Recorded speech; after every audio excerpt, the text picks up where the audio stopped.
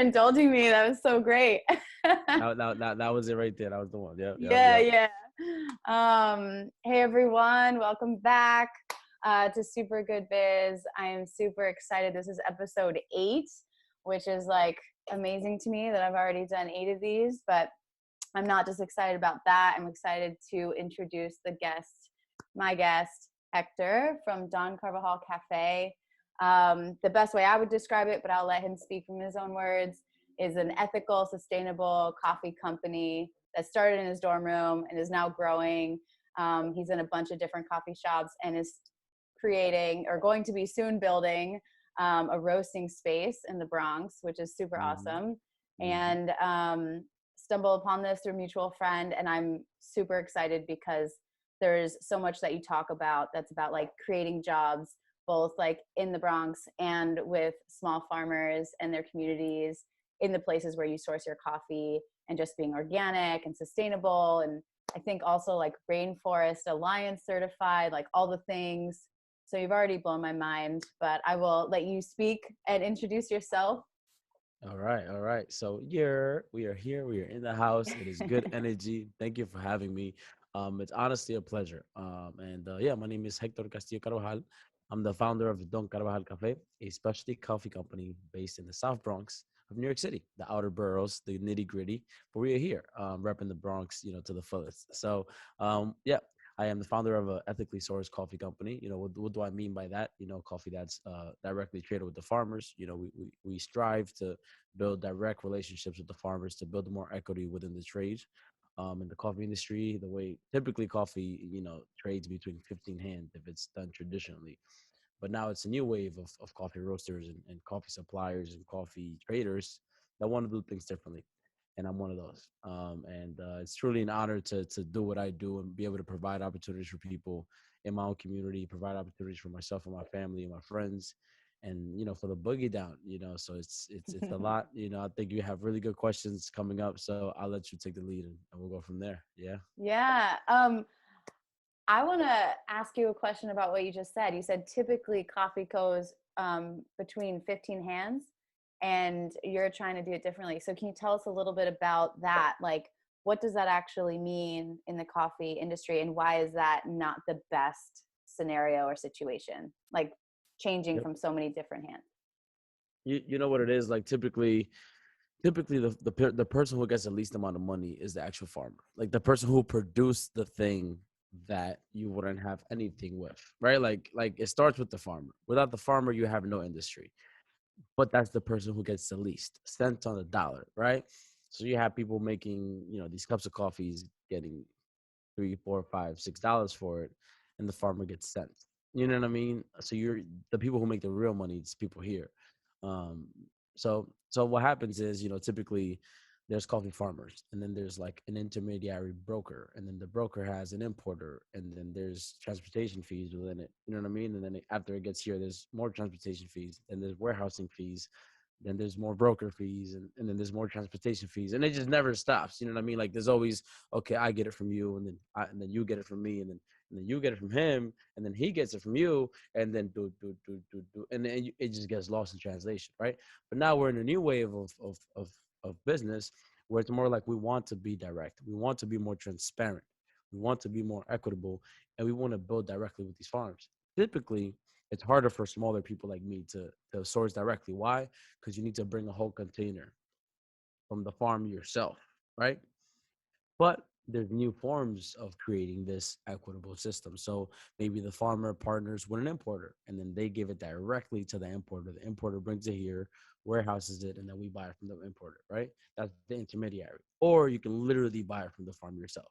But if you buy from an importer that buys from them, and you guys have a mutual agreement on how this is going to go, then cool. Because we're not in the importing business. We're in the coffee roasting and coffee pushing business. So we just want you to bring it here. You know what I Yeah. mean? And get us Yeah. their coffee.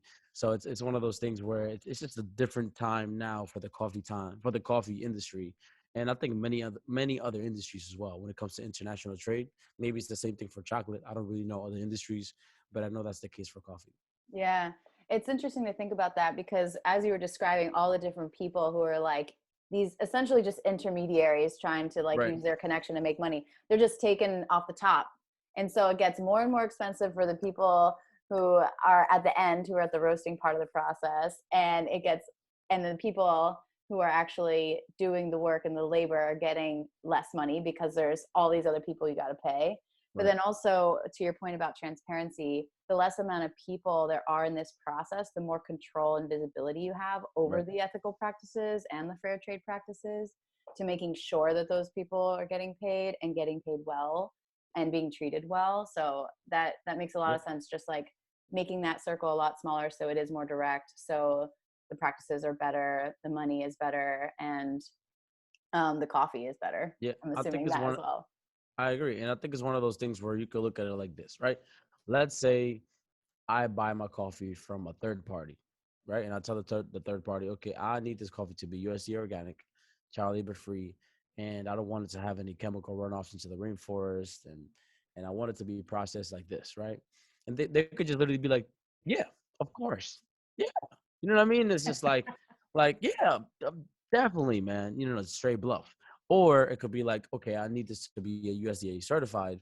Then they need that certification. You know what I mean? But when you work with the farmer, him or herself, it's different because it's like, oh, I'm gonna fly in next month. That's when the harvest is happening. I'll fly in next month. I'll stay there with you guys for 2 weeks, and they'll show you what they're talking about. You know what I mean? Like they'll Yeah. literally like walk you through the farms and walk you through the culture and the daily practices and things like that. You know what I mean? So it's just different when you know them.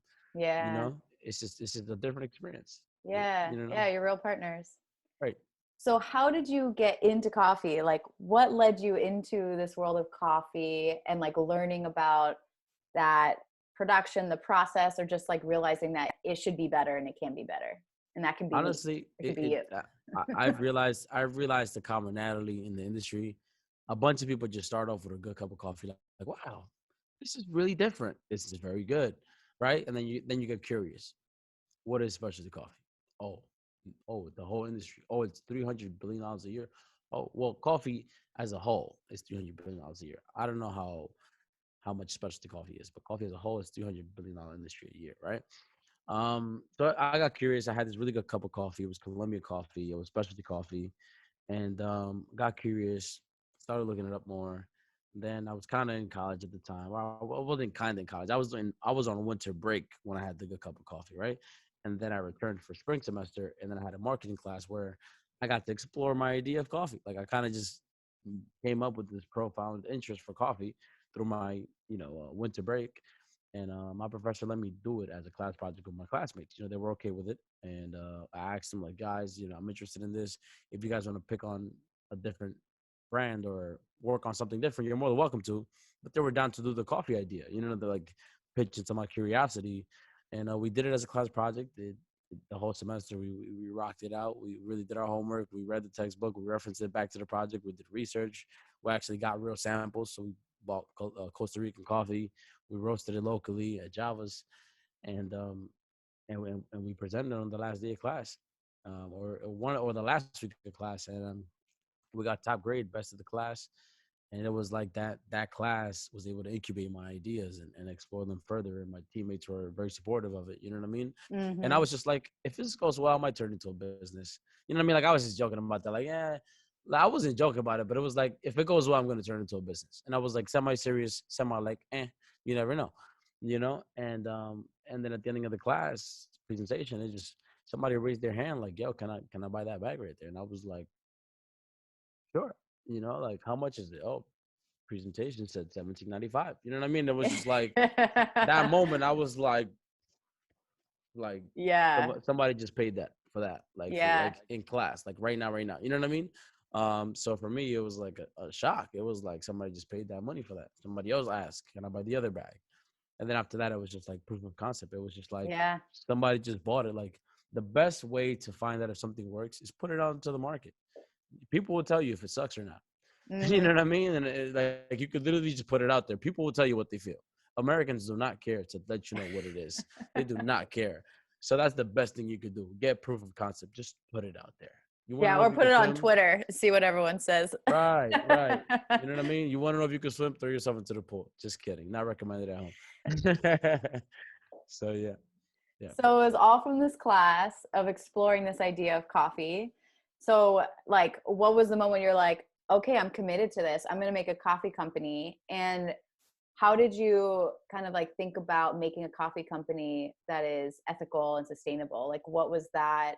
Like, what's the story behind that? How did you become committed Hmm. to that and making sure that was part of your business? You know, it's a very good question. And I was actually in a meeting earlier today, and I was saying that my brand is an extension of myself. So it being ethical, it's things that I believe in. It being eco-friendly, it's things that I believe in. It being sustainable, it's things that I believe in. You know what I mean? Like us recycling things, it's things that like I do that as a person. So I look at brands and it's like, do you guys do that? Like as I was purchasing things, I would look at brands like, what do you guys do? What are your sustainability practices? You know what I mean? Like these are things that Mm-hmm. I questioned in other brands. So when I made my brand, that was at the forefront of it. Are we going to be eco-friendly? Of course. Are we going to be sustainable? Of course. Are we shipping in plastic or corrugated boxes? Not plastic, corrugated boxes. Is there a compostable plastic? Maybe, but we're going to use 90%, recycled boxes or 100%, whatever we have access to. You know what I mean? But it was like that search of like, how do we make this an eco-friendly company? And it's like, I think people throw the term around very loosely, but it's like, do they do their homework, you know, rigorously? You know what I mean? Like people love to say, "Oh, we're eco-friendly." Do you recycle your office paper? You know what I'm saying? Like, do you throw the trash in a different bin and not the landfill and not the, you know what I'm saying, not the blue bin? Like, do you compost? Like, you know what I mean? Like, let's be serious about this. Like, do Mm-hmm. you rinse your jugs before you recycle them? That's a thing. You know what I mean? So it's one of those things where I think brands love to throw terms around and it's like, do they really practice it? Like when you say Mm-hmm. you're about the community, like, are you really? Like, what do you do for the community? You know what I mean? Like, I don't. It's something that I don't market, but like we donate our excess coffee grounds to local gardens, and they use it as compost. You know what I mean? They use the burlap sacks as a sack to put dirt in and grow sweet potatoes and donate it to the local community. You know what I mean? There's not like stuff that like people. It's not stuff that I need to put out there. It's just stuff that we do because we're just the here. We're just doing it. You know what I mean? And I Mm-hmm. think companies go above and beyond sometimes to just like emphasize certain things. And it's like if you're just yourself and you show people who you are genuinely, it's gonna be organic. You know what I mean? And that's kind of my motto. Like I just show people what I do. Like, listen, this is who I am. This is where I work. This is what I do. This is my team. This is what we do. That's it. You know what I mean? It's like this is what we do. I Mm-hmm. don't gotta do a $500,000 marketing campaign with a full production to show you that I'm eco-friendly. I just do it. If you want to believe it, it's up to you. If you don't, come to my office, come to my roasting space. You know what I Yeah, mean? yeah. Come to my markets. Like, you know what I mean? Like it's one of the just come through. Yeah, Nobody's yeah. holding you back. There's no curtain here. It's literally for real. Like Yeah, there's you're literally like, this is no not a green screen. This there's, is there's where literally I no work. there's literally no curtain. Yeah. So I think like this is a term I've recently come across is just greenwashing, which is when like corporations like constantly talk about the sustainability practices they have, but it's all just to like either pat themselves on the back or have other people pat themselves on the Right. back and be like, yeah, good job, you're doing great, or they're doing it just for marketing purposes rather than actually believing in it and making choices and taking actions and having those behaviors back up those Right. policies or things that they're doing. Do you think that's like a big problem in the coffee industry that like that either the coffee industry doesn't realize some of the negative impacts of perhaps bad habits or that they like are trying to do a better job at being either sustainable or ethical and it's not really great? Like where is the coffee industry at when it comes to making a positive impact? Like are they at the beginning part of the journey? These are a few different questions that are in my mind, so you could just like pick one Mm. that resonates I, with you. honestly, I think that well, it's the thing. I have an interesting way of looking at business and competitors. Like I look at other people to not do what they do. Like I don't look at other people to copy them. I know there's people that look at me and copy me because I've seen them copy me. Like we've sat in the same room, we've had a conversation, we've introduced each other, and then they did something that I do. And I'm just like, oh, okay, you could have asked. You know what I mean? But it's Yeah, one of yeah. those things where I look at the industry, and sometimes I don't really see much because I'm very narrow focused. You know what I mean? But when I look at the overall picture, I think it's a little behind because the bottom line. we all run businesses. You know, this is not like a charitable thing. You know, yes, we are here for the community, but like if you're not making money, then why would you be in business? If you're going negative into the ground, like it doesn't make sense, right? It's not profitable. It's not a thing, right? So a lot of companies use plastic or they kind of take shortcuts to save money. Mm-hmm. They take shortcuts to be more profitable. They take shortcuts to walk away with more money. And I think that's where a lot of people fail. But I think that's not even just the coffee industry. I think that's many industries across the board. They just love to take the shortcut.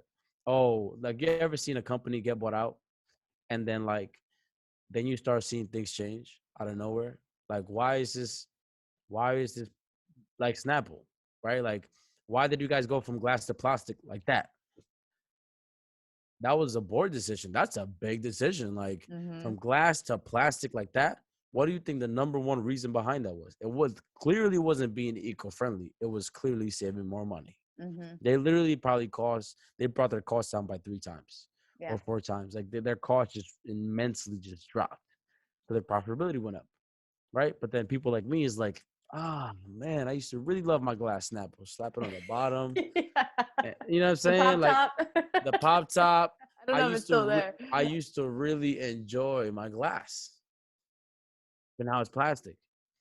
I don't like that. You know what I mean? Like Mm-hmm. you just reversed what I enjoyed about you. Mm-hmm. And when you get customers used to things like that, you can't do that. But um, that's one prime example, right? Like companies change, right? Because they want to be more profitable. Glass is expensive. Plastic is cheap. Makes Mm-hmm. sense. Good job, corporate Snapple. But no, you know what I mean? So it's one of those things where I think many industries are going through it, but I think we're in the phase now where brands are like kind of getting pushed. Like we're all like pushing them to the corner. Like it's either you go Mm-hmm. with the program or you don't, because we're doing this. Like we're making this happen. And if Mm-hmm. you don't get with it, you're gonna get. If you don't get right, you're gonna get left. Okay, like you know what I mean. So I think there's like little boutique brands like myself doing the thing and putting in the work, and I call it ethical consumerism. Yep. You know what I mean? Like you could spend your money and vote for what you believe in. You believe in being eco-friendly, you could spend money on eco-friendly brands. You know what I mean? You believe in minority equity, you could spend your money on minority brands. You know what I mean? Like if you believe in ethical consumerism, you can invest in those brands that do what you believe in. You don't got to go to Wall Street and sit there for a week and protest because you have a job and 2 kids, right? So you could take your money and vote with that. You don't Mm-hmm. need a vote for your local politician for you to do certain things in your community. Vote for the brands with your dollars that are doing what you believe in. You know what I mean? And I think a lot of people need to do some local research and understand what's happening around them. You know what I mean? And then you might be able to, do bigger things. So Oh my gosh. that's Yes, all of that was that. yeah, it was a lot. It was a lot. It was a lot. But there you go. No, it wasn't. It was perfect. I was just like wanting to jump in. I'm like, no, let you speak because that's why I started this. Like I think people brands will start to change when the demand changes, and the demand changes when money is being spent elsewhere. So when you said we are pushing brands and businesses to do it this way, I interpreted that as not just small boutique brands who are like, we're going to do business differently, but also people who are like, I'm going to spend differently. I'm Right. choosing to spend differently because I believe in this product or this business or how they operate and the standards in which they have. And that can like send a message. Like the amount of money that a business can lose when a bunch of people decide to take their money out of it, like that makes a difference. That sends a message. And I think people Right. realizing they have that power, especially with social media, to be able to bring more people together to start using their money wisely and use that and vote with their dollar, like you're saying, like that makes an impact. Like people Right. notice. Right. um, Right. Right. so it's super interesting. Yeah, 100%. I want to ask you about something you mentioned. I don't know where you mentioned this, but I saw it and I loved it. And it was make coffee black again. It might have Yeah. been in a video. Yeah. And Yeah. I think you're referencing equity in the coffee industry Yeah. and racial equity in particular. So I'd Yeah. love to talk about that and just Yeah. like, yeah, get your thoughts. Yeah, so one of my homies, his name is Bartholomew Jones. He's an artist, MC, activist, and he has a company called Coffee Black, right? And it's coffee as in CXFFEE. You know what I mean? And the X is for Malcolm X, and it's Coffee Black, and it's like make coffee black again because coffee. Especially coffee should be drank black, so you can taste the inner notes and the higher qualities of the bean, right? But then you flip it to an equity standpoint, right? So make coffee black again, as in the coffee is produced by black and brown people, indigenous people throughout the world. But the people who profit and walk away with real money out of the coffee industry are not black and brown and indigenous people around the world, right? So the equity game in the United States or the UK, you know what I mean, or wherever it is not the people who produce it. So it's that sense of like making coffee black again in terms of equity, right? How can we take something that we produce or that our ancestors produced and make it something that we own? It's like Mhm. buying back the block. You know what I mean? It's like Mhm. buying Mhm. back the block coffee edition.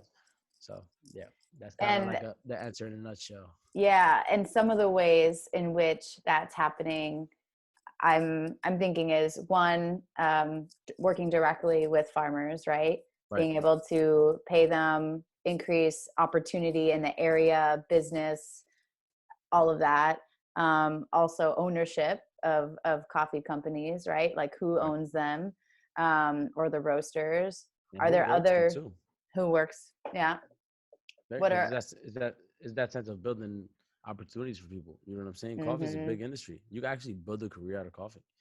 You know what I mean? So it's one of those things where like you could give people an opportunity, open up a door for them, and it's up to them to take the leap. You know what I mean? Like I'm gonna make this happen. Like you could take a horse to the water, but you can't make the horse drink. You know what I mean? So it's one of those things where like you could bring your people to the source. Like, oh, we have the shop, do what you do. We have a Mm-hmm. roasting room, do what you do. You Mm-hmm. know, but yeah, it's one of those things where like it's also about providing opportunities for people in the community. Yeah. Yeah, I love that. So, what do you think people, coffee drinkers, what can they look for when they are, in the store looking at coffee bags or when they're thinking about going to different coffee shops? Is there like certain things that they can look for as they're shopping to remain like conscious? Like the other day, I was reading about like single origin coffee. Just like, I'm Mhm. like, that's like a term that I didn't know and Right. understand. Are Right. there other types of terms, maybe fair trade is like one example that people can look for so that they can kind of be more aware of what they're purchasing and be smarter with how they vote with Right. their dollar. Right. Yeah, honestly, I think it's exactly what you said. It's like you looked it up. You know what I mean? You saw it, you looked it up. It's all about it, like educating yourself. You see somebody like me and you think I might have the answer, just ask me. You know what I mean? Or you could just Google it. That's a new thing in modern age. Just Google it. You know what I'm saying? Like literally, you know what I mean? Like my mom didn't have just Google it. You know what I mean? So like we could just Google it. I learned a lot of things by just Googling it or just YouTubing it. You know what I mean? That's the generation we're in. So single origin is it's one coffee from one farm. It's not mixed. You can also have a blend, which is two coffees or more, maybe two, three coffees, right, in one, and it's typically for like an espresso or something like that. There's micro lots. It's a designated separation within a farm, and then it's treated differently because it's micro. It's special. It's taken care of very delicately. So there's a bunch of terms out there. Typically, you could just if you see something, just look it up. You know what I mean? I would recommend people. The number one thing is like if you really take 2 minutes, when you're buying coffee, just 2 minutes, look at the different brands and just look them up. Look them up online. You know what I mean? If you're like at a supermarket or a grocery store, just look them up. See what they're about. What do they promote? What do they market to you that are their values? Like what do they want you to know about them? Right? Because you know about my brand, what I want you to know about me. Like anything I don't tell you, you would never know because I'm the one who knows. You know what I mean? So look up, what brands stand for, what their mission is, and what they're about, and then Mm-hmm. and then you decide if you align with that. It's like dating. It's literally dating, but for coffee. You know what I mean? Like you scope them out, you do some background. You know what I'm saying? You look at you look. Everyone's going on Facebook or Instagram scoping out You, those people. you know what I'm saying? Like let me scope you out. Let me check your website. Let me check your company Instagram. What's your math? What kind of pictures you're posting? What are you putting in the captions? What are you putting in your bio? What kind of coffees are you selling? Why are you selling those coffees? Is there a reason why, or are you just selling coffee? That's okay too. But it's like what is it? You know what I mean? Like why should I pick you? It's coffee dating. Why should I pick Mm-hmm. you? You know what I mean? Mm-hmm. So everybody's likes and tastes are different. So it's all about finding what works for you. I don't Yeah. judge people when they put milk or sugar in the coffee. It's your coffee. You know what I'm saying? Like I don't put milk or sugar in mine, but that's the way I like my coffee. Mhm. I like my coffee black. You know what I mean? Yeah, yeah. But if other people like it a certain way, that's cool. We're all human. We have different taste buds, Yeah, you yeah, of know, course. and I don't blame people. So it's all about doing your research, seeing what works for you, and going from there. Yeah, I feel like there's an opportunity for like a search engine that's like, what the fuck does this mean? And it's just like all of the words and language from all these different industries, whether like Yeah, single origin coffee, what does this mean? Like translate this for me. yeah, And yeah, like yeah, no, what else do I need to look up? Like what are other things like the yeah. difference between fair trade and there's like another one I read on like There- a coffee bar. Like there's so many stamps now that I'm like, Rainforest Alliance. yeah, so I'm like, okay, what does this mean? And like, is it like Well, legit? Is there other things it needs to yeah. come with? Like, Well, fair trade is more about the living wages, right? of yeah, and Of the international, workers, right? right? Mm-hmm. Right. And then Rainforest Alliance is more about the eco-friendly aspect of it. Mm-hmm. And then there's also worker conditions and paying and wages and stuff like that. But the main component is eco-friendliness, Yeah. sustainability, and stuff like that, right? Then you have USD organic. That USD organic means that 95%, right, at least up to 95% of the components within that product is organic. So there could be like a 5% chance that it won't be organic. Like there's something in there that makes it inorganic, but it has to be at least Yeah. max 5%. Like, you know what Mm-hmm. I mean? So it's all these things mean different things, but when you look them up, it's like, what does this really mean? You know what I Right. mean? Exactly. Like Maybe. you think you're buying fair trade, and it's like this is organic. Like it's not. It's literally it's just telling you somebody's way living situation is different than Yeah. yours. You know? So Don't confuse the two. Yeah, yeah. So yeah. Yeah, yeah. maybe that's a better name for it is what does this mean? Maybe less Right. offensive too. Yeah. Okay, last question. So I know you're tackling a lot of these issues now. What are some like future dreams of yours and ways in which you want to grow or make a bigger or stronger impact in communities or certain issues or, what's the dream? You know it. Sometimes I think my dreams are crazy, right? Like, well, not that I think they're crazy, but I've been hustling for like 2 years as a business. Look, and I just be hustling, grinding, and the struggle is real. And early mornings, late nights. You know what I mean? Like it's just out here. But like my life this year is like taking a turn. Like it's like I'm seeing the success of like my labor. You know what I mean? It's like big names are like, oh, this kid exists. Wow, that's what he does. Okay, I respect that. And we're gonna support him and we're gonna back him up and push him to the top. You know what I mean? Like I have that going on right now. It's like big names just backing me up, and I'm like, wow, like I look up to you, and you say you know me, you heard about me, like wow, you know. So for me, it's like I want to build my coffee roasting space in the Bronx. Boom, right after we build here, I want to just keep on expanding and growing. You know what I mean? I want to actually own a farm back home in the Dominican Republic or Colombia and produce coffee and provide jobs back then. And then maybe bring people here, give them opportunities to travel. You know what I mean? Just give Mm, people the chance. Like where I'm from, you don't really get a chance. You don't really have an opportunity, so you got to build it for yourself. And I think my whole life I've been hustling to get an opportunity, and I got it. And it's like, oh, we're gonna get this. Oh, we're gonna do this. You know what I mean? And we're gonna put in this work. And then for me, it's like, how can I provide that an opportunity for somebody? It's not the opportunity; it's an opportunity because everybody's opportunities is different, right? Like I decided to go to school and educate myself because I felt like I needed to add mental value, right? Educational value to myself. Somebody else is like, nah, I'm not doing that. You know what I mean? So my goal is to just, keep on expanding, building up, whether it's from farms back home to coffee shops here to roasting spaces, just kind of providing the opportunity.